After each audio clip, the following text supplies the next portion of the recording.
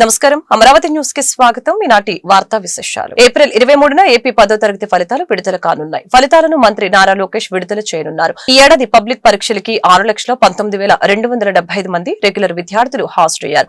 వీరిలో ఆంగ్ల మాధ్యమానికి సంబంధించి 5,64,064 మంది, తెలుగు మాధ్యమంలో 51,069 మంది పరీక్షలు రాశారు.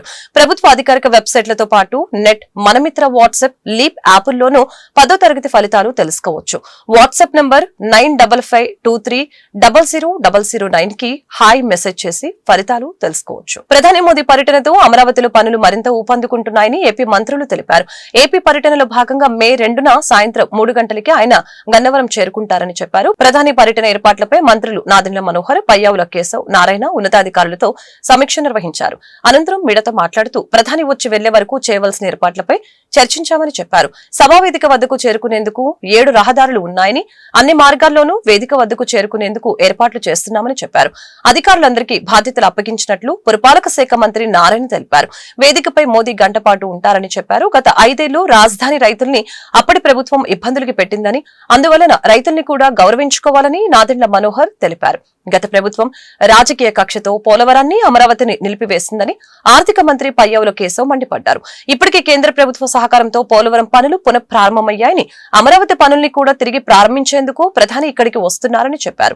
మే 2న 1,00,000 కోట్ల అభివృద్ధి పనుల్ని మోదీ ప్రారంభిస్తారని తెలిపారు. ప్రైమ్ మినిస్టర్ గారు 3:00 కి అరైవ్ అవుతారు. ఈ ప్రోగ్రాం 5:20 వరకు ఉంటుంది. ఎయిర్పోర్ట్ లో అరైవ్ అయిన దగ్గర నుంచి మళ్ళా తిరిగి వెళ్లేదాకా ఒక సక్సెస్ఫుల్ గా ఈ ప్రోగ్రామ్ చేయాలని ఈ రోజు మంత్రుల బృందం కూర్చొని డిస్కస్ చేసింది. మొబిలైజేషన్ ఆఫ్ పబ్లిక్ అండ్ వాళ్ళని ఎలా యాక్చువల్ గా ఒక ప్లాన్డ్ గా సిస్టమేటిక్ గా చేయాలి. ఎందుకంటే ఎండలు ఎక్కువగా ఉన్నాయి కాబట్టి వాటి ఎటువంటి ఇబ్బంది పడకుండా ఉండేదానికి అటు పోలీస్ డిపార్ట్మెంట్ తోనూ మరియు మిగిలిన అన్ని డిపార్ట్మెంట్ తోనూ ఈ రోజు అనేక విషయాలు డిస్కస్ చేయడం జరిగింది. డిఫరెంట్ డిస్ట్రిక్ట్స్ నుంచి పబ్లిక్ వచ్చినప్పుడు అమరావతి క్యాపిటల్ సిటీలోకి నేషనల్ హైవే నుంచి అన్ని రోడ్లు ఇంకా జాయిన్ కాలేదు కాబట్టి ఉన్న రోడ్లలో దాదాపు 7 రోడ్లు పాసిబిలిటీ ఉన్నాయి. ఆ 7 రోడ్లని ఏ విధంగా ట్రాఫిక్ ని కంట్రోల్ చేయాలనే దాని మీద ఎక్కువ డిస్కషన్ అటు సిఆర్డీ వాళ్ళతోనూ, ఆర్ఎండ్బి వాళ్ళతోనూ, నేషనల్ హైవేతోనూ, పోలీస్ డిపార్ట్మెంట్ తో డీటెయిల్ గా డిస్కస్ చేశారు. కనీసం 5 లక్షల మంది పబ్లిక్ వస్తారని ఎక్స్పెక్ట్ చేస్తున్నాం. 5 లక్షల మందికి ఎటువంటి ఇబ్బంది లేకుండా వాటర్ గానీ, బటర్ మిల్క్ గానీ, ఫుడ్ గానీ, తర్వాత పార్కింగ్ ప్లేసులు గానీ ఎటువంటి ఇబ్బంది లేకుండా చేయడానికి కొంత గైడ్ లైన్స్ యాక్చువల్ గా డిసైడ్ చేశారు. అమరావతి రాజధాని కోసం భూములు ఇచ్చిన రైతులు మూర్ఖమైన నిర్ణయాలతో ఆ ప్రభుత్వం ఏ విధంగా మహిళా రైతుల్ని, ఎవరైతే రైతులు పాపం రాష్ట్ర రాజధాని నిర్మాణం కోసం వాళ్ళు ఏ విధంగా భూములు ఇచ్చారో వాళ్ళని ఇబ్బంది పెట్టారో అటువంటి రైతులందరినీ కూడా గౌరవించుకోవడానికి కోసం ఇదొక వేదికగా మారాలని మా అందరి ఆలోచన. దానికి అనుగుణంగా ఈ ప్రాంతంలో జరిగిన అభివృద్ధి కార్యక్రమాలు, జరగబోయే అభివృద్ధి కార్యక్రమాలు, అట్ ద సేమ్ టైం ఎవరైతే పాపం నిలబడి ఆ రోజున ఆ రైతులు మా కోసం ఈ త్యాగం చేశారో వాళ్ళందరినీ గౌరవించుకుంటూ ముందుకు తీసుకెళ్లడానికి కోసం ఈ కార్యక్రమం నిర్మాణం జరుగుతుంది. మా నాయకులందరినీ కూడా జిల్లాల వారీగా వాళ్ళని కూడా ఈ కార్యక్రమంలో పాలు పంచుకునే విధంగా, భాగస్వాములు చేసే విధంగా వాళ్ళందరినీ కూడా ఆహ్వానించడం రాబోయే రోజుల్లో చేయబోతున్నాం. రాష్ట్ర ప్రభుత్వానికి పెద్ద బర్డన్ లేకుండా, రాష్ట్ర ప్రభుత్వ ఖజానా నుంచి పెద్దగా మనం ఆర్థికంగా సపోర్ట్ చేయకుండా అమరావతికి డబ్బులు కేంద్రం నుంచి తీసుకుని ఆ తర్వాత అమరావతి వాళ్లకు ఉన్నటువంటి భూముల్ని సేల్ చేసి ఆ లోన్స్ రీపే చేసే ఒక మెకానిజంలో కేంద్ర ప్రభుత్వం మనకు సహాయం చేయడం జరిగింది. ఖచ్చితంగా ఈ చుట్టుపక్కల ఉన్నటువంటి జిల్లాల నుంచి కూడా అందరినీ కూడా ఆహ్వానించడం జరుగుతూ ఉంది. అట్లానే ప్రతి ప్రాంతం నుంచి కూడా ప్రతినిధులు రావాలని చెప్పేసి మేము కోరుకుంటా ఉన్నాం. దాదాపు 1,00,000 కోట్ల రూపాయలకు సంబంధించినటువంటి ఫౌండేషన్స్ ప్రధానమంత్రి గారు ఆ రోజు ఇనాగరేషన్ చేయబోతున్నారు, ప్రారంభం చేయబోతున్నారు. ఇవన్నింటికి ఫైనాన్స్ టైఅప్ చేయబడింది. ఈ ఫైనాన్స్ టైఅప్ చేయబడి పనులు ప్రారంభానికి సిద్ధంగా ఉన్నాయి. కాంట్రాక్టర్లు ఫైనలైజ్ అయిపోయినారు. ప్రధానమంత్రి గారు ప్రారంభం అని చెప్పగానే నెక్స్ట్ డే నుంచే పనులు ప్రారంభించేలాగా ఏర్పాట్లు చేయడం జరిగింది. పోలవరం ప్రాజెక్టు 2027 డిసెంబర్ నాటికి పూర్తయ్యేలా పనులు చేస్తున్నామని మంత్రి నిమ్మల రామానాయుడు తెలిపారు. సీఎం చంద్రబాబు లక్ష్యానికి అనుగుణంగా ఈ ఏడాది డిసెంబర్ చివరి నాటికి డయాఫ్రమ్ వాల్ పూర్తి చేస్తామని చెప్పారు. రాజమహేంద్రవరంలో మంత్రి నిమ్మల మీడియాతో మాట్లాడారు. జగన్ ఇరిగేషన్ శాఖలోని 18,000 కోట్ల బిల్లుల్ని పెండింగ్ లో పెట్టి వెళ్లారని ఆరోపించారు.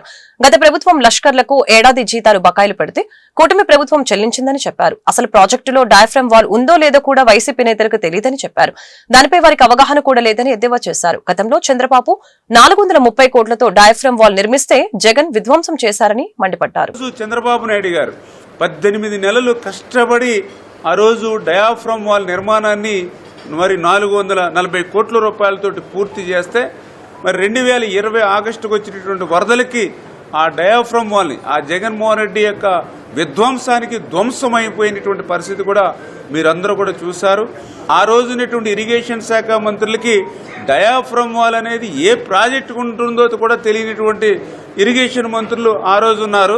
మరి ఈ యొక్క డయాఫ్రమ్ వాల్ కొట్టుకుపోయిన తర్వాత కూడా ప్రాజెక్టుని పూర్తి చేస్తామని తేదీలు ఇచ్చినటువంటి ముఖ్యమంత్రిగా ఆ రోజు ఉన్నటువంటి పాలన దుస్థితి ఏంటనేది అవే ఒక ఉదాహరణలు అని చెప్పి తెలియజేసుకుంటూ ఈరోజు చంద్రబాబు నాయుడు గారు మళ్ళీ ఈరోజు పోలవరంకి అత్యంత ప్రాధాన్యతనిస్తూ 2025 డిసెంబర్ కల్లా మరి డయాఫ్రమ్ వాల్ పూర్తి చేయాలని, 2027 కల్లా పోలవరం ప్రాజెక్టుని పూర్తి చేయాలనేటువంటి ఏదైతే లక్ష్యం ఇచ్చారు. మరి డయాఫ్రమ్ వాల్ మళ్ళీ గత ప్రభుత్వం చేసినటువంటి ధ్వంసం నుంచి మళ్ళీ నిర్మాణం వైపు అడుగులేస్తూ మళ్ళీ 990 కోట్ల రూపాయలతోటి కొత్త డయాఫ్రమ్ నిర్మాణం చేయాలని ఏదైతే సిడబ్ల్యూసీ ఇచ్చినటువంటి దాని ప్రకారం ఆ డయాఫ్రమ్ వాల్ పనులు మొన్న జనవరి 18వ తేదీ నుంచి ప్రారంభించడం జరిగింది. ఆ డయాఫ్రమ్ వాల్ పనులు ఏదైతే శరవేగంగా ఇప్పటికే 2 కట్టర్లు 2 గాబర్లతోటి శరవేగంగా ఆ డయాఫ్రమ్ వాల్ పనులు పూర్తవుతూ ఉన్నాయి. మరి ఏప్రిల్ 30 కల్లా 3వ కట్టర్ కూడా ఈ యొక్క డయాఫ్రమ్ వాల్కి అందుబాటులో రావడం జరిగిందని చెప్పి తెలియజేసుకుంటూ చంద్రబాబు నాయుడు గారు ఇచ్చినటువంటి లక్ష్యం ఏదైతే 2025 డిసెంబర్ కల్లా ఈ యొక్క డయాఫ్రమ్ వాల్ని నిర్మాణం చేస్తామని చెప్పి కూడా మీ ద్వారా కూడా తెలియజేసుకుంటూ మరి ఈ యొక్క స్టార్ట్ చేసినటువంటి కొద్ది రోజుల్లోనే 202 మీటర్లకి నిన్న 20 తారీఖు పూర్తి చేసినందుకు కూడా అక్కడ ఉన్నటువంటి అధికారులు. వైసీపీ నేత అనంతబాబు చేతిలో డ్రైవర్ సుబ్రహ్మణ్యం దారుణ హత్యకు గురైనట్లు ఆరోపణలు ఉన్న నేపథ్యంలో అతడి తల్లిదండ్రుల్ని విశ్రాంత డీజీపీ ఏపీ వెంకటేశ్వరరావు కలిశారు. 2022 మే 20న జరిగిన ఈ హత్య ఏపీ వ్యాప్తంగా తీవ్ర సంచలనం సృష్టించిన సంగతి తెలిసిందే. సుబ్రహ్మణ్యం తల్లిదండ్రుల్ని పరామర్శించిన అనంతరం ఏబీవీ మీడియాతో మాట్లాడారు. ఈ కేసులో జరిగినంత లోపాభూయిష్టమైన దర్యాప్తుని తన 35 ఏళ్ల ఉద్యోగ జీవితంలో ఎప్పుడూ చూడలేదని అన్నారు. దళిత యువకుడు చనిపోయాడు, న్యాయం చేయాలన్న ఆలోచన లేకుండా కేసు వీగిపోయేలా నివేదికలు ఇచ్చారని ఆరోపించారు. ఆంధ్రప్రదేశ్ పోలీస్ చరిత్రలోనే ఒక మచ్చగా మిగిలిన దర్యాప్తు ఇది. న్యాయస్థానం అనుమతితో ఓ ప్రత్యేక బృందాన్ని ఏర్పాటు చేసి మళ్లీ మొదటి నుంచి విచారణ చేపట్టాల్సిన అవసరం ఉందని చెప్పారు. ఈ విషయంపై కాకినాడ కలెక్టర్ ఎస్పీకి ఫిర్యాదు చేయడానికి వచ్చానని తెలిపారు. ఈ కుటుంబం పొట్టబోసుకోవడానికి కాకినాడ వెళ్లి అక్కడ అపార్ట్మెంట్ లో వాచ్మెన్ గా ఉండే పరిస్థితి నుంచి ఈ రోజున ఇంత చిన్న గ్రామంలో 4 ఇళ్లలో పాచి పని చేసుకుని బతకాల్సినటువంటి పరిస్థితికి నెట్టబడింది. ఇదంతా కేవలం వాళ్ళకి వచ్చినటువంటి బెదిరింపులు, అధికారం మదంతో, దౌష్ట్యంతో వాళ్ళని అక్కడి నుంచి వెళ్లగొట్టి ఇక్కడ పనులేమీ చేసుకునే పరిస్థితి లేకుండా వాళ్ళ బతుకులు నాశనం చేశారు. దీని నుంచి వాళ్ళకి ఉపశమనం కలిగించాల్సిన అవసరం ఉంది. ఈ కుటుంబాన్ని రాజ్యం చాలా అన్యాయం చేసింది. దానికి కాంపెన్సేషన్ ఈ రోజున రాజ్యమే ఇవ్వాల్సిన బాధ్యత ప్రభుత్వం మీద ఉంది. వీళ్ళ పోషణ బాధ్యతలు చూసుకునే కొడుకుని అన్యాయంగా మర్డర్ చేశారు కాబట్టి ఇంకా ఆ 2వ కొడుకైనా ఏదైనా ఉద్యోగం ఇచ్చి ఈ కుటుంబాన్ని ఆదుకోవాల్సిన అవసరం ఉంది. 2022వ సంవత్సరం నుంచి ఇప్పటి వరకు 3 సంవత్సరాలు అయిపోయింది. ప్రభుత్వం మారి కూడా 10 నెలలు అయింది. ఇప్పటికి కూడా న్యాయం జరగలేదంటే వ్యవస్థ మొద్దు నిద్రపోతుందా, లేకపోతే ఎవరు పట్టించుకోవట్లేదా, లేకపోతే ఏమన్నా ఒత్తిళ్లు పనిచేస్తున్నాయనేది నాకు తెలియదు. కానీ ముఖ్యంగా ఈ కుటుంబానికి మాత్రం ఏ మార్పు 3 సంవత్సరాల్లో రాల. బాధితులకి సత్వరమే చట్ట పరిధిలో న్యాయం అందిస్తామని గుంటూరు జిల్లా ఎస్పీ సతీష్ కుమార్ స్పష్టం చేశారు. పోలీస్ స్టేషన్లకు వచ్చే ఫిర్యాదుదారుల పట్ల సిబ్బంది గౌరవంగా నడుచుకోవాలని అన్నారు. వారి సమస్యని పరిష్కరించేలా చర్యలు తీసుకోవాలని అన్నారు. అప్పుడే పోలీస్ శాఖపై ప్రజల్లో విశ్వాసం ఏర్పడుతుందని చెప్పారు. ప్రజా సమస్యల పరిష్కార వేదిక స్పందన కార్యక్రమం సోమవారం గుంటూరు జిల్లా ఎస్పీ కార్యాలయంలో జరిగింది. ఈ సందర్భంగా తమ సమస్యల్ని పరిష్కరించాలని కోరుతూ బాధితులు జిల్లా ఎస్పీకి విజ్ఞాపన పత్రాన్ని అందజేయడం జరిగింది. ఆయా సమస్యల్ని సకాలంలో పరిష్కరించాలని సంబంధిత పోలీస్ స్టేషన్ల సిబ్బందిని ఆదేశించారు. ఎస్పీ గ్రీవెన్స్ దృష్టికి వచ్చిన సమస్యల్ని నిర్దేశిత సమయంలోనే పరిష్కరించాలని తెలిపారు. ఎనీ డీటెయిల్స్ కానీ మనీ అకౌంట్ డీటెయిల్స్ కానీ పాస్వర్డ్స్ కానీ ఏదైనా వాళ్ళు యాక్సెస్ చేయడానికి ప్రూఫ్ మనమే ఇచ్చినట్టు ఉంటాం. కాబట్టి ఎప్పుడైనా మీకు ఇలాంటి ఏపీకే ఫైల్స్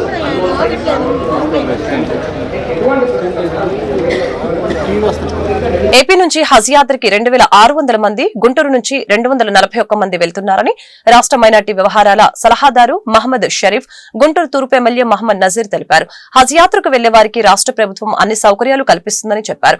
వచ్చే సంవత్సరం కల్లా కూటమి ప్రభుత్వం హజ్ హౌస్ నిర్మాణం చేపట్టడంతో పాటు విజయవాడ నుంచి హజ్ యాత్రకి వెళ్లే విధంగా అన్ని చర్యలు తీసుకుంటుందని పేర్కొన్నారు. గుంటూరు రాజాగారి తోట స్టార్ కన్వెన్షన్ హాల్లో ఆంధ్రప్రదేశ్ హజ్ పిల్గ్రిమ్స్ 2025 వ్యాక్సినేషన్ కార్యక్రమంలో రాష్ట్ర మైనార్టీ వ్యవహారాల సలహా సలహాదారు షరీఫ్, ఎమ్మెల్యే నజీర్ పాల్గొన్నారు. ఈ సందర్భంగా వారు మీడియాతో మాట్లాడారు. గత వైసీపీ ప్రభుత్వం చేసిన నిర్వాకం వలన హజ్ యాత్రకు వెళ్లేవారు ఇబ్బందులు పడుతున్నారని ఆరోపించారు. హజ్ యాత్రకు వెళ్లే వారికి ఇచ్చే పారితోషికాన్ని వచ్చే సంవత్సరం నుంచి కూటమి ప్రభుత్వం అందిస్తుందని చెప్పారు. కూటమి ప్రభుత్వం ముస్లింల పక్షపాతి అని చెప్పారు. ముస్లింల మనోభావాలకి తగిన విధంగా పనిచేస్తుందని వివరించారు. ముస్లింలకు అత్యంత పవిత్రమైనటువంటి హజ్ యాత్ర ప్రతి సంవత్సరం కూడా లక్షలాది మంది హజ్ యాత్రలో పాల్గొని హజ్ చేసుకునేటువంటి పరిస్థితులు. ఈ సంవత్సరం కూడా ఆంధ్ర రాష్ట్రం నుంచి దాదాపు 2600 మంది హజ్ యాత్ర కోసం ప్రభుత్వం ద్వారా హజ్ కమిటీ ద్వారా అప్లై చేసుకోవడం, వాళ్ళందరికీ కూడా హైదరాబాద్ నుంచి కొంతమంది బెంగళూరు నుంచి ప్రయాణానికి సిద్ధమవుతున్నటువంటి పరిస్థితుల్లో ఇంటర్నేషనల్ ట్రావెల్కి ఉన్నటువంటి నిబంధనల ప్రకారం వాళ్ళకి ఇచ్చేటువంటి వ్యాక్సినేషన్ కార్యక్రమాన్ని ఈరోజు medical and health department Haj committee సౌజన్యంతో ఇక్కడ నిర్వహించుకోవడం జరిగింది. గుంటూరు జిల్లా నుంచి దాదాపు 241 మంది హజ్ యాత్రకు వెళ్తున్నటువంటి పరిస్థితులు ఉన్నాయి. ముఖ్యంగా ఉమ్మడి ఆంధ్రప్రదేశ్లో ఆనాడు ఆంధ్రప్రదేశ్కి హజ్ హౌస్ కావాలనే ఆలోచనతో హైదరాబాదులో మొట్టమొదటిసారిగా హజ్ హౌస్ కట్టినటువంటి నాయకుడు చంద్రబాబు నాయుడు గారు. అంతేకాకుండా 2014-19లో తిరిగి విడిపోయినటువంటి ఆంధ్రప్రదేశ్లో, ప్రత్యేక ఆంధ్రప్రదేశ్లో కూడా హజ్ హౌస్ యొక్క అవసరాన్ని గుర్తించి విజయవాడతో పాటు కడప నగరంలో కూడా ఒక ప్రత్యేకమైనటువంటి హజ్ హౌస్ నిర్మాణం చేపట్టినటువంటి పరిస్థితులు.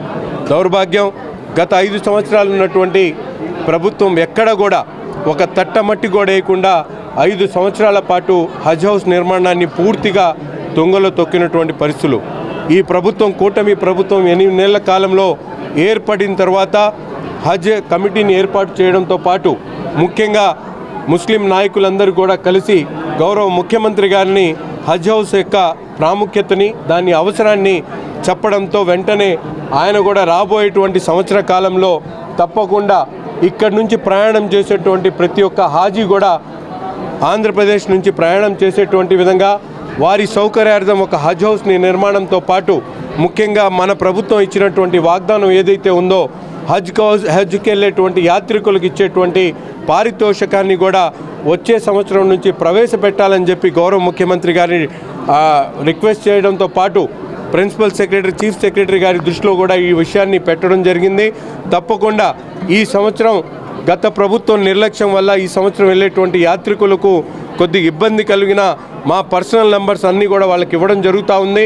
అక్కడ సౌదీలో కానీ హజ్ యాత్రలో ఎక్కడ ఎటువంటి ఇబ్బంది వచ్చినా కూడా తప్పకుండా మేమందరం కూడా ముస్లిం శాసనసభ్యుడిగా నేను, నాతో పాటు పెద్దల ప్రతి సంవత్సరం హజ్ యాత్ర కోసం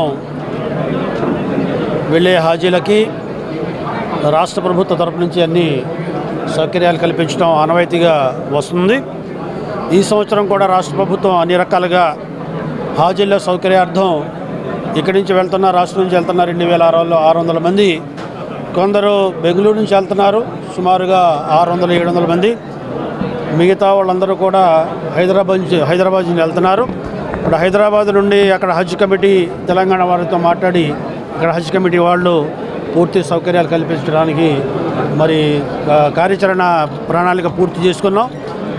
ఈసారి మరి విజయవాడ నుంచి వెళ్ళాల్సింది, కానీ గత ప్రభుత్వం ఏదైతే కొన్ని తీసుకోవాల్సిన చర్యలు తీసుకోపోవటం, హజ్ హౌస్ నిర్మాణం చేయకపోవటం, ఇక్కడ హాజీల్లో పూర్తిగా సౌకర్యార్థం ఉంటుందని భావన కల్పించకపోవటం మూలంగా ఇక్కడి నుంచి వెళ్ళేదానికంటే హైదరాబాద్ నుంచి వెళ్ళటం బాగుంటుందనే ఆలోచనలో హాజీలు ఎక్కువ మంది హైదరాబాదు వెళ్ళాలని వాళ్ళు ఆప్షన్ పెట్టుకున్నారు.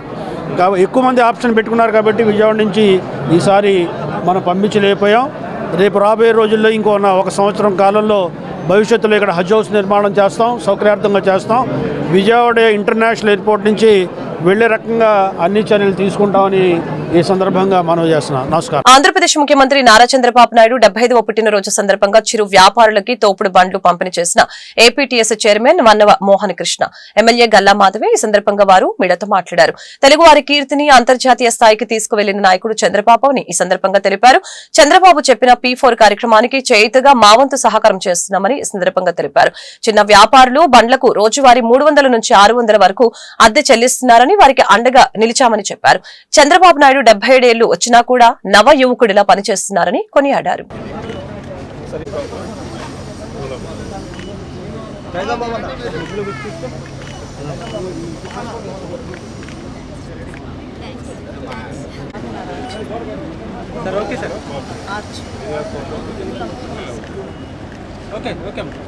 బండి ఎక్కువ బండి చేస్తున్నట్టు బాగుంటుంది.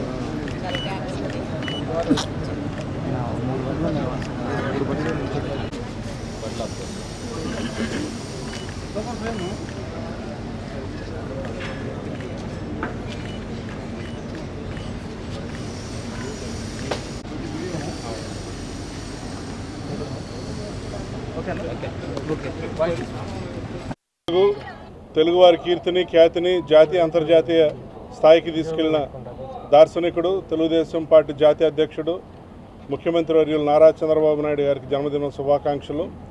వారి 75వ జన్మదినోత్సవాన్ని పురస్కరించుకొని ఈరోజు ఇక్కడ గుంటూరు పశ్చిమ నియోజకవర్గంలో మా వన్నవ మోహన్ కృష్ణ చారిటబుల్ ట్రస్ట్ ద్వారా ఇక్కడ 75 మంది నిరుపేద కుటుంబాలకు 75 తోపుడు బళ్ళని అందజేయడం జరిగింది. మా వన్నవ మోహన్ కృష్ణ చారిటబుల్ ట్రస్ట్ ద్వారా గతంలోనూ ఎన్నో సేవా కార్యక్రమాలు చేసాం. అదే పందాలో మా నాయకుడిని ఆదర్శంగా తీసుకొని వారు చూపిన సేవా మార్గంలో ఈ కార్యక్రమం చేయటం సంతోషంగా ఉంది. ఈ తోపుడు బళ్ళ ద్వారా వారు వివిధ రకాలైన చిన్న వ్యాపారాలు, అంటే టిఫిన్లు పెట్టుకోవటం, కూరగాయలు విక్రయించడం, పళ్ళు అమ్ముకోవటం, ఇస్త్రీ బండ్లు పెట్టుకోవటం, ఇట్లా వాళ్ళ కాళ్ళ మీద వాళ్ళు నిలబడే వాళ్ళకి స్వయం ఉపాధి కల్పించడానికి నా వంతు ఈ చిన్న సాయం చేయటం చాలా సంతృప్తిగా ఉంది. ఈ కార్యక్రమానికి విచ్చేసిన గుంటూరు పశ్చిమ నియోజకవర్గ శాసనసభ్యురాలు సోదరి శ్రీమతి గల్లా మాధవి గారికి, అలానే జోన్ 5 ఇన్ఛార్జ్ శ్రీ కోలమూడి రవీంద్ర గారికి నా ధన్యవాదాలు. నారా చంద్రబాబు నాయుడు గారు మరింత కాలం వారు ఆయురారోగ్యాలతో, వారు సుఖ సంతోషాలతో మరింత ప్రజారంగంగా వారు మరిన్ని సంవత్సరాలు ప్రజాసేవలో ఉండాలని, వారిని స్ఫూర్తిగా తీసుకొని మనందరం కూడా ఇదే సేవ పొందాలో కొనసాగాలని కోరుకుంటూ మరోసారి నారా చంద్రబాబు నాయుడు గారికి జన్మదిన శుభాకాంక్షలు. మన ఏపీ టెక్నాలజీస్ సర్వీసెస్ చైర్మన్ గారైన వన్నవ మోహన్ కృష్ణ గారి ఆఫీస్ దగ్గర నిన్న చంద్రబాబు నాయుడు గారి పుట్టినరోజు సందర్భంగా ఈరోజు ఒక 75 మందికి, అంటే ఆయన 75వ జన్మదినాన్ని పురస్కరించుకొని 75 మందికి అర్హులైన వాళ్ళందరికీ కూడా తోపుడు బళ్ళని పంపిణీ చేయడం జరిగింది. నిజంగా చాలా గొప్ప కార్యక్రమం. మరి నిన్న మన మాన్యశ్రీ చంద్రబాబు నాయుడు గారు, మన ప్రియతమ నాయకులైన చంద్రబాబు నాయుడు గారి పుట్టినరోజు సందర్భంగా రాష్ట్ర వ్యాప్తంగా పండుగ వాతావరణం నెలకొని ప్రతి నియోజకవర్గంలో కూడా అంగరంగ వైభవంగా ఆయన వేడుకలు జరుపుకోవడం జరిగింది. ఇటు కార్యకర్తలతో, అభిమానులతో, నాయకులతో అందరూ కూడా చాలా చక్కగా సెలబ్రేట్ చేసుకున్నాము. అయితే అన్ని కార్యక్రమాల్లో కన్నా కూడా ఇది చాలా గొప్ప కార్యక్రమంగా భావిస్తూ ఉన్నాను. మరి ఎందరో నిరుపేదలు ఒక బండికి 300 రూపాయల చొప్పున, 600 రూపాయల చొప్పున అద్దె కడుతూ ఆ బళ్ళకి, ఇంకా అద్దె బళ్ళల్లోనే వాళ్ళు వాళ్ళ జీవనాధారమైన కార్యకలాపాలు చేసుకోవడం జరుగుతూ ఉంది. అలాంటిది ఈరోజు వాళ్ళందరినీ గుర్తించి దాదాపుగా 75 మందిని ఒక్కొక్క బండి 12,000 నుంచి 13,000 చొప్పున వెచ్చించి వారందరికీ ఈరోజు ఈ బళ్ళు పంపిణీ చేయడం అనేది నిజంగా చాలా గొప్ప కార్యక్రమము. ఇటు అన్నదాన కార్యక్రమాలతో, అదేవిధంగా ఎన్నో రకాలైన సేవా కార్యక్రమాలతో ఈరోజు నిన్న చాలా అద్భుతంగా చంద్రబాబు నాయుడు గారి పుట్టినరోజు వేడుకలు అందరం కూడా జరుపుకోవడం జరిగింది. ఇలాంటి ఒక గొప్ప కార్యక్రమాన్ని చేసి అందులో కూడా నన్ను పార్టిసిపేట్ చేసే విధంగా నన్ను ఆహ్వానించిన మోహన్ కృష్ణ గారికి ప్రత్యేకమైన కృతజ్ఞతలు. చంద్రబాబు నాయుడు గారి ఆశలు, ఆశయాలు నిర్విరామంగా ఎప్పుడు కూడా కొనసాగుతూనే ఉంటాయి. 75 సంవత్సరాలు ఆయనకి వచ్చినప్పటికీ ఇంకా 25 ఏళ్ల వయసున్న ఒక యువకుని ఆలోచన దృక్పథంతో ముందుకు వెళ్లే గొప్ప నాయకులు చంద్రబాబు నాయుడు గారు. ప్రజా సమస్యల పరిష్కార వేదిక స్పందన కార్యక్రమం గుంటూరు కలెక్టరేట్ ప్రాంగణంలోని ఎస్ఆర్ శంకరన్ కాన్ఫరెన్స్ హాల్లో సోమవారం జరిగింది. జిల్లా నలుమూలల నుంచి వచ్చిన బాధితులు తమ సమస్యల్ని పరిష్కరించాలని కోరుతూ జిల్లా అధికారులకి విజ్ఞాపన పత్రాలు అందజేశారు. ఆయా సమస్యల్ని సకాలంలో పరిష్కరిస్తామని అధికారులు బాధితులకి భరోసానిచ్చారు. రాష్ట్ర ప్రభుత్వం అమలు చేస్తున్న సంక్షేమ కార్యక్రమాలని అర్హులకి అందిస్తామని ప్రకటించారు.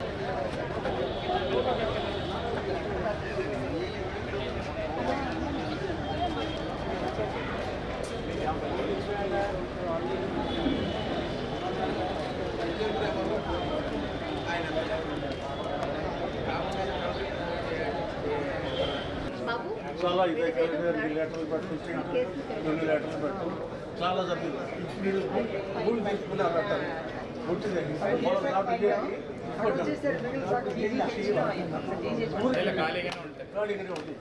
క్లీన్ సిటీగా గుంటూరును తీర్చిదిద్దుతామని కేంద్ర గ్రామీణాభివృద్ధి కమ్యూనికేషన్ శాఖల సహాయ మంత్రి డాక్టర్ పెమ్మసాని చంద్రశేఖర్ తెలిపారు. స్వచ్ఛ గుంటూరే తమ లక్ష్యమని అన్నారు. గుంటూరు నగరపాలక సంస్థ నూతనంగా కొనుగోలు చేసిన 6 చెత్త సేకరణ ట్రాక్టర్లని పచ్చ జెండా ఊపి కేంద్ర సహాయక మంత్రి పెమ్మసాని చంద్రశేఖర్, జిల్లా collector Nagalakshmi, incharge mayor Sheikh Sajila, Guntur పశ్చిమ తూర్పు ఎమ్మెల్యేలు గల్లా మాధవి, మహమ్మద్ నజీర్, ప్రతిపాడు ఎమ్మెల్యే బూర్ల రామాంజనేయులు, నగర కమిషనర్ పులి శ్రీనివాసులు ప్రారంభించారు. ఈ మేరకు ప్రజా ప్రతినిధులు మీడియాతో మాట్లాడారు. స్వర్ణాంధ్ర స్వచ్ఛాంధ్ర కార్యక్రమాన్ని రాష్ట్ర ప్రభుత్వం ప్రతిష్టాత్మకంగా నిర్వహిస్తుందని చెప్పారు. పరిశుభ్రత ద్వారానే ఆరోగ్యకర సమాజం సాధ్యమని స్పష్టం చేశారు. గుంటూరు శంకర విలాస్ ఫ్లైఓవర్ బ్రిడ్జి మరొక 50 ఏళ్లు ప్రజా అవసరాలని తీర్చేలా నిర్మిస్తామని కేంద్ర గ్రామీణ అభివృద్ధి కమ్యూనికేషన్ శాఖల సహాయ మంత్రి డాక్టర్ పెమ్మసాని చంద్రశేఖర్ స్పష్టం చేశారు. ఈ బ్రిడ్జి నిర్మించిన తర్వాత చాలా అద్భుతంగా ఉంటుందని చెప్పారు. ఈ బ్రిడ్జి నిర్మాణం ఆపాలని కొందరు ప్రయత్నిస్తున్నారని ఆరోపించారు. గతం కంటే ఎత్తును పెంచి 90 మీటర్ల విస్తీర్ణంలో ఈ బ్రిడ్జి నిర్మాణం జరుగుతుందని పేర్కొన్నారు. శంకర్ విలాస్ వంతెన విస్తరణలో భాగంగా భూ సేకరణకు అంగీకారం తెలిపిన షాపుల యజమానులకి చెక్కులు పంపిణీ కార్యక్రమం నగరపాలక సంస్థ కార్యాలయంలోని కౌన్సిల్ హాల్లో సోమవారం జరిగింది. ఈ మేరకు పెమ్మసాని చంద్రశేఖర్ మాట్లాడారు. కొందరి కోసం ఈ వంతెన ఆగదని చెప్పారు. కావాలని ప్రజల్లో కొన్ని అపోహలు సృష్టిస్తున్నారని మండిపడ్డారు. ప్రజలను భయభ్రాంతులకి గురి చేయడం కోసం లేనిపోని అపోహలు సృష్టించవద్దని చెప్పారు. ప్రజలకు ఉపయోగపడే ఈ వంతెన ఎట్టి పరిస్థితుల్లోనూ ఆగదని అన్నారు. కార్యక్రమంలో ఎమ్మెల్యేలు మహమ్మద్ నజీర్, గల్లా మాధవి, బి రామాంజనేయులు, జిల్లా కలెక్టర్ నాగలక్ష్మి, నగర commissioner Puli Srinivasulu, AP industrial development corporation chairman Degala Prabhakar, incharge mayor Sheikh Sajila, Janasena party Guntur జిల్లా అధ్యక్షులు గాదె వెంకటేశ్వరరావు తదితరులు పాల్గొన్నారు. అంటే ఒక బ్రిడ్జిని తీసుకొచ్చిన తర్వాత financial sanction, administrative sanction, tender process ఇవన్నీ కూడా అవ్వాలి అంటే జనరల్ గా 2-3 సంవత్సరాల టైం పడుతుంది ఎక్కడైనా చూస్తే మీరు. అలాంటిది 6 నెలల కాలంలో మొత్తం ప్రక్రియని కంప్లీట్ చేశాం మేము. ఈరోజు టెండర్ ప్రక్రియ కూడా పూర్తయి బ్రిడ్జ్ కన్స్ట్రక్షన్ కావాలనుకుంటే రేపు పొద్దున స్టార్ట్ అయ్యేటువంటి పరిస్థితిని తీసుకొచ్చాం మేము ఫస్ట్ టైం. ఇందులో కొంతమంది కొన్ని అపోహలు సృష్టిస్తా ఉన్నారు. నేను ఒకటే చెప్తా ఉన్నా, ప్రజలను కన్ఫ్యూజ్ చేయటం కోసం అర్థం పర్థం లేని ఆరోపణలు తీసుకొచ్చి అపోహలు కల్పియొద్దు. అండర్ పాస్లు మొత్తం 3 జీజీహెచ్ హాస్పిటల్ కి 44 అడుగుల వెడల్పుతోటి అండర్ పాస్ తీసుకున్నాం. అరండల్పేట 4వ లైన్కి 60 అడుగులు వెడల్పు అండర్ పాస్ తీసుకున్నాం. అరండల్పేట 5వ లైన్కి 44 అడుగులు అండర్ పాస్లు తీసుకున్నాం. బ్రిడ్జి లెంత్ తక్కువ అంటున్నారు. బ్రిడ్జ్ లెంత్ ఒకప్పుడు 430 మీటర్లు, ఈ రోజు 930 మీటర్లు, అంటే డబల్ చేశాం దీన్ని. వీళ్ళు ఏమంటారు, ఎక్కడి నుంచో 1 కిలోమీటర్ 2 కిలోమీటర్లు కట్టమంటారు. అంటే అది ఫ్లైఓవర్ అవుతుంది కానీ అది ఆర్ఓబి అవ్వదు. ఇప్పటికే ఈ కొంచెం కట్టిన దానికే చుట్టుపక్కల ఉన్నటువంటి షాపులు వాళ్ళు జీవనోపాధి కోల్పోతా ఉన్నారు. దీన్ని 1 కిలోమీటర్ 2 కిలోమీటర్లు ప్రొలాంగ్ చేస్తే మిగిలిన వ్యాపారాలన్నీ దెబ్బతింటాయి. అంటే వాళ్ళు దెబ్బతినే పరిస్థితి వస్తే మళ్ళీ వాళ్ళు వచ్చి కోర్టుల్లో కేసేస్తే ఈ బ్రిడ్జి ముందుకెళ్లకుండా చేయాలనేటువంటి ఒక ఆలోచన. బ్రిడ్జి పర్పస్ ఏంటంటే రైల్వే గేట్ని దాటుకుంటూ చుట్టుపక్కల ప్రాపర్టీస్కి మినిమం డిస్టర్బెన్స్ ఉంటూ చేసేటువంటి ఉద్దేశమే ఈ బ్రిడ్జి ఉద్దేశం. సర్వీస్ రోడ్లు ఇప్పుడున్న దానికంటే టోటల్ మాస్టర్ ప్లాన్లో 120 ఫీట్ ఉంది. అటు 25 అడుగులు ఇటు 25 అడుగులు సర్వీస్ రోడ్స్ వస్తూ ఉన్నాయి. మేము అందరూ కూటమి ప్రభుత్వంలో ఉన్న నాయకులందరూ కూడా మా సొంత ప్రాజెక్టు లాగా కూర్చొని 1కి 10 సార్లు రివ్యూ చేసి ప్రతి సమస్యని క్షుణ్ణంగా పరిశీలించి చేసినటువంటి ప్రాజెక్ట్ ఇది. పొరపాటున కూడా ఇక్కడ ఉన్న వాళ్ళం ఎవ్వరం కూడా తప్పు చేసేటువంటి వ్యక్తులం కాదు. ఏది చేసినా కూడా ఇంత సొంత ఒక 0% కూడా సొంత లాభం చూసుకోకుండా ప్రజల గురించి ఆలోచించి చేసే వ్యక్తులం మేము. కాబట్టి మీరు అపోహలు నమ్మొద్దు. అదేవిధంగా అతి తక్కువ టైంలో కూడా అభివృద్ధిని ఒక యజ్ఞంలాగా తీసుకొని కూటమి ప్రభుత్వం ఏర్పడ్డ తర్వాత గౌరవ కేంద్ర మంత్రివర్యులు పెమ్మసాని చంద్రశేఖర్ గారు గుంటూరు నగరానికి అవసరమైనటువంటి ప్రతి ఒక్క కార్యక్రమాన్ని కూడా తన భుజస్కంధాల మీద తీసుకొని అవసరమైనటువంటి కార్యక్రమాలు గత 60 సంవత్సరాల నుంచి ఏ ఒక్కరు కూడా పట్టించుకోకుండా అధికారాన్ని అనుభవించినటువంటి పరిస్థితులుంటే గడిచినటువంటి కొన్ని దశాబ్దాలుగా చిరకాల వాంఛైనటువంటి గుంటూరు నగర ప్రజల కోరికగా ఉన్నటువంటి అరండల్పేట ఫ్లైఓవర్ బ్రిడ్జ్ ఏదైతే ఉందో ఆర్ఓబి దాన్ని పునర్నిర్మించాలనే ఆలోచన గతంలో పనిచేసినటువంటి పార్లమెంట్ సభ్యులు గాని శాసనసభ్యులు గాని అనేక రకాలుగా ప్రయత్నించినటువంటి పరిస్థితులు. కానీ గడిచినటువంటి 40 సంవత్సరాల్లో ఒక్క అడుగు కూడా ముందుకు సాగనటువంటి పరిస్థితులు ఈరోజు మనందరికి కూడా తెలిసినటువంటి వాస్తవం. కానీ 8 నెలల్లోనే తనకొచ్చినటువంటి అవకాశాన్ని పూర్తిగా సద్వినియోగం చేసుకుంటూ క్షేత్రస్థాయిలో ఉన్నటువంటి శాసనసభ్యుల దగ్గర నుండి అధికారుల దగ్గర నుండి అన్ని డిపార్ట్మెంట్లు కూడా సమన్వయపరుస్తూ తన ఆఫీసులో ఉన్నటువంటి స్టాఫ్ చేత ఒక యుద్ధం లాగా దీని మీద ప్రయత్నం చేసినటువంటి నాయకుడు మన పెమ్మసాని చంద్రశేఖర్ గారు. ఈరోజు గుంటూరు నగర ప్రజలందరూ కూడా ఆలోచించాల్సినటువంటి ముఖ్యమైనటువంటి అంశాలు. బ్రిడ్జ్ నిర్మాణం కోసం ప్రజల ఆకాంక్ష ఎప్పటి నుంచో ఎందరో ఈ యొక్క ఆర్ఓబి నిర్మించాలి, ఇది నిర్మిస్తే అనేక ట్రాఫిక్ సమస్యలు పరిష్కారం అవుతాయి, పెరిగిపోతున్న ట్రాఫిక్ దృష్ట్యా ఈ బ్రిడ్జ్ వీక్నెస్ దృష్ట్యా దీన్ని మార్చాల్సిన అవసరం ఉంది, కొత్తది వేసుకోవాల్సిన అవసరం ఉంది అని చెప్పి ఎందరో ప్రజలు రిప్రజెంటేషన్స్ రూపంలో 10 సంవత్సరాల నుంచి కూడా నాయకుల చుట్టూ తిరుగుతూ ఉన్న పరిస్థితులు ఏర్పడ్డాయి. అయితే కూటమి ప్రభుత్వం మీద ఎంతో ఆశతో మళ్ళీ ఇక్కడ ఏదైనా న్యాయం జరుగుతుంది అని చెప్పి ఈ రాష్ట్రంలో కూటమి ప్రభుత్వం ఏర్పడిన వెంటనే మాకు మళ్ళీ రిప్రజెంటేషన్స్ ఈ ఆర్ఓబి మీద, శంకర్ విలాస్ ఆర్ఓబి మీద వెల్లువెత్తున వచ్చినప్పుడు మేము మంత్రివర్యుల దృష్టికి ఇలాగ ప్రజల ఆకాంక్ష ఇది, ఇక్కడ కంపల్సరీగా ఈ ఆర్ఓబి నిర్మించుకోవాలి, గుంటూరులో ఈ ఆర్ఓబి అనేది చాలా ప్రతిష్టాత్మకమైన ఒక ప్రాజెక్టు, దీన్ని మనము చేపడితే చాలా మన ప్రభుత్వానికి మంచి పేరు వస్తుంది, ప్రజల ఆకాంక్ష ఇది అని చెప్పి మంత్రి గారి దృష్టికి తీసుకెళ్ళినప్పుడు ఆయన చాలా సీరియస్ గా తీసుకొని దాన్ని శాంక్షన్ చేపించేదాకా కూడా ఒక్క రోజు కూడా ఆయన రెస్ట్ తీసుకోకుండా నిర్విరామంగా దీని మీద కృషి చేసి చాలా ఫాస్ట్ గా దీని అన్ని డిపిఆర్లు రెడీ చేసి ప్రతి అంశాన్ని కూడా మా అందరితో కూర్చుని డిస్కస్ చేసి ఈ రోజు ఒక డిజైన్ తో ముందుకొచ్చాము. అయితే కొంతమంది నాయకులు, పక్కదారి పట్టించే నాయకులు, అదేవిధంగా కొంతమంది మాత్రమే ఉన్న వ్యాపారస్తులు దీన్ని పూర్తిగా పక్కదారి పట్టిస్తూ దీని ఐడియాలజీ అంతా కూడా వేరే యాంగిల్లోకి తీసుకువెళ్తూ ప్రజల్లో ఒక అపోహని క్రియేట్ చేసి ఈ యొక్క బ్రిడ్జ్ నిర్మాణాన్ని ఎట్టి పరిస్థితుల్లో ఆపాలి అని చెప్పి ప్రయత్నిస్తాం. ఫీజు రియంబర్స్మెంట్ చెల్లించకుండా కూటమి ప్రభుత్వం విద్యార్థులపై కక్షపూరితంగా వ్యవహరిస్తుందని వైఎస్ఆర్ స్టూడెంట్స్ యూనియన్ రాష్ట్ర అధ్యక్షులు పానుగంటి చైతన్య ధ్వజమెత్తారు. ఫలితంగా దేశంలోనే చదువులకి నిలయమైన ఏపీలో విద్యార్థుల భవిష్యత్తు అగమ్య గోచరంగా మారిందని ఆందోళన వ్యక్తం చేశారు. ముఖ్యమంత్రి చంద్రబాబు నాయుడు మాటలు కోటలు దాటుతున్నాయి, కానీ కాళ్లు మాత్రం గడప కూడా దాటడం లేదని మండిపడ్డారు. ఫీజు రియంబర్స్మెంట్ బకాయిలు తక్షణమే విడుదల చేయాలని డిమాండ్ చేస్తూ వైఎస్ఆర్ స్టూడెంట్స్ యూనియన్ రాష్ట్ర అధ్యక్షులు పానుగంటి చైతన్య ఆధ్వర్యంలో సోమవారం తాడేపల్లిలోని రాష్ట్ర సాంఘిక సంక్షేమ శాఖ అడిషనల్ డైరెక్టర్ జీవి రఘురాం, జాయింట్ డైరెక్టర్ మధుసూదన్ రావుకి విద్యార్థి నేతలు వినతిపత్రం అందజేశారు. ప్రభుత్వం వచ్చాక కూటమి పాలనలో విద్యార్థుల పరిస్థితి, భవిష్యత్తు అయోమయంగా మారింది. ప్రభుత్వ తీరు చూస్తుంటే మాటలేమో కోటలు దాటుతూ ఉన్నాయి, కాలేమో గడప కూడా దాటడం లేదు.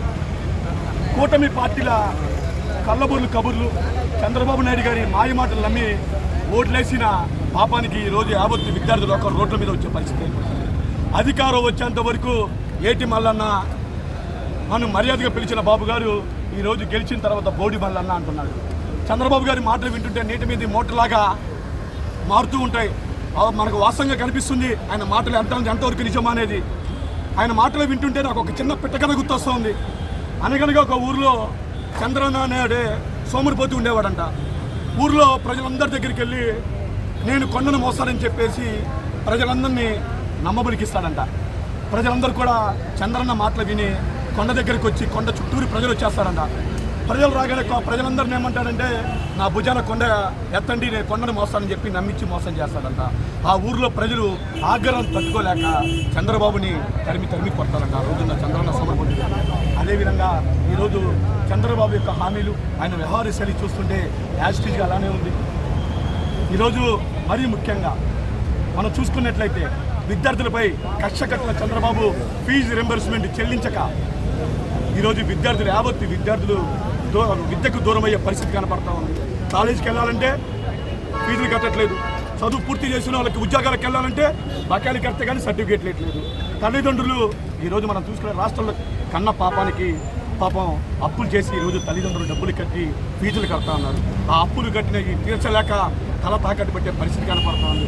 ఏ దారి లేని వాళ్ళు తల్లిదండ్రులతో పాటు పిల్లలు కూడా స్కూల్కి పనికి తీసుకొని వెళ్తా ఉన్నారు. గతంలో మనందరూ చూసాం, 2 నెలల క్రితం ప్రకాశం జిల్లాలో ఉంగుటూరులో ఒక విద్యార్థి, అయ్యా నేను ఫీజు కట్టలేకపోతున్నాను అందుకని సున్నం పనికి వెళ్తున్న విషయం మనం అందరం కూడా కథనాల్లో చూసాం. అంతేకాకుండా 2 రోజుల క్రితం కర్నూలులో ఒక బీటెక్ విద్యార్థి కూడా ఫీజు కట్టలేక ఒక చిన్న పనికి వెళ్తున్న విషయం మనం చూసాం. ఈరోజు కూటమి ప్రభుత్వం అధికారంలోకి వచ్చిన తర్వాత విద్య అనేది పూర్తిగా నిర్వీర్యం అయిపోయింది, పూర్తిగా నాశనం అయిపోయింది, బస్టు కొట్టుకుపోయింది విద్యా వ్యవస్థ అనే విషయం కూడా మీకు తెలియజేస్తా ఉన్నాం. అంతేకాదు మనం చూసుకున్నట్లయితే 2019, 2024లో విద్యా వ్యవస్థలో విప్లవాత్మక మార్పులు శ్రీకారం చుట్టిన వ్యక్తి జగన్మోహన్ రెడ్డి గారు. ఐక్యరాజ్య సమితి వరకు మన విద్యార్థులు తీసుకునే వ్యక్తి జగన్మోహన్ రెడ్డి గారు. చరిత్రలో ఎన్నో మార్పులు తీసుకుని వచ్చిన వ్యక్తి జగన్మోహన్ రెడ్డి గారు అయితే ఈ కూటమి ప్రభుత్వం వచ్చిన ఈ వార్తలు ఇంతటితో సమాప్తం. మరొక బులెటిన్ మళ్ళీ కలుద్దాం. నమస్కారం.